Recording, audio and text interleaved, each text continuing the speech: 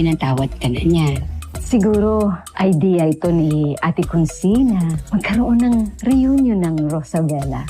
Thank you, Minchi, for warning Jenny. Yun naman talaga ang dapat ginagawa ng isang taong matino. Huwag hayaang mapahamak ang iba kahit may atraso pa sa kanya. Ayan na naman tayo sa mga atraso na yan. Nakakapikon na kayong dalawa! Pareho naman kayong dalawang may atraso sa isa't isa. Hindi ko naman alam na ganun pala kalaking epekto sa'yo ng away namin ni Dara. Ayaw ko mag-away din tayo. Ba't yun tayo? Kaya ko. Okay lang. Mali lang step. Ako nahihirapan sa'yo Special treatment ka pa kay Jenny. Ang tanong ko is if you're falling in love with her, Jenny's just a friend. And no one can replace Kelly.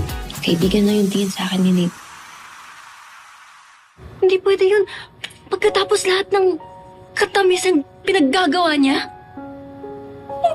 Friends lang. Paasa naman pala yan